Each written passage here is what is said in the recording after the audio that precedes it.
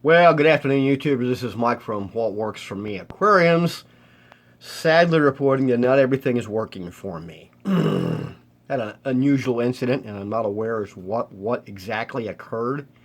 If anybody has any comments, I'd appreciate hearing them. Let me explain. On Sunday night, this is Wednesday, so 3 days ago, I did a water change. Now, I'm not done a water change in a while. It's been about 15 days.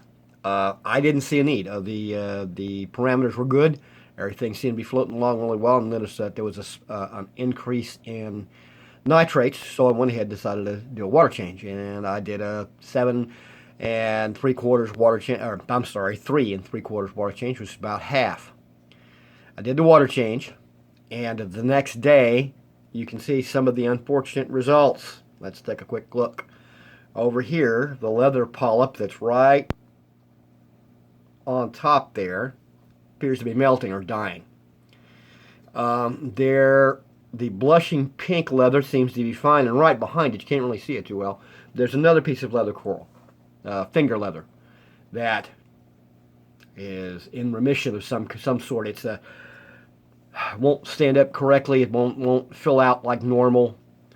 On the other hand, the leather core in the center that you can see right there appears to be quite healthy, along with that blushing pink leather coral I just showed you. Now, there's also another piece of leather coral right there that also seems to be having some issues, though it's not as bad as the others. The feather dusters are unharmed. The green leather polyp is unharmed. The anemone, it's where he's sitting. He's looked like that for a while, so I'm not sure that he's having some issues. He's just in an odd spot. Now, here's the killer, and I'm not understanding. Right there is my green star polyp. The impression was you couldn't kill it. The guy at our local fish store said you could practically put it in a blender and put it back in the tank and it would reemerge with no difficulties. Somehow, for some reason, I'm having issues with it. It was completely full of polyps, not but 3 days ago, making quite a show. What happened? I haven't the slightest idea. I went back and checked all my parameters after the water change. Parameters are right where they should be. Specific gravity, salinity, right where it should be. Temperature is a little high. It's about 81. I'm not sure why it's a little higher than normal, but anyway. Other than that, you see the sad condition. I was virtually hoping that by the time I had the 35-gallon set up, these pieces of coral would go in there and everything would be okay. And I virtually have no explanation or reason why this occurred. If anybody wants to fill me in, I'd appreciate it. You can say it was a spike, but this literally started happening the minute the water change stopped happening. As soon as I finished putting the water in, the corals naturally, but you always get that when there's a brand new water change, they always sort of back off a little bit. But the next morning, you see what you get.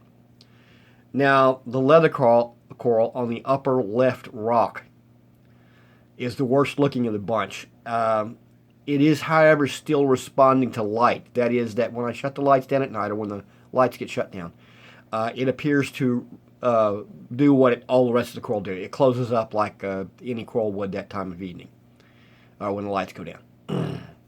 So does that mean it's just simply ill or reacting poorly to the water change and it's going to be okay?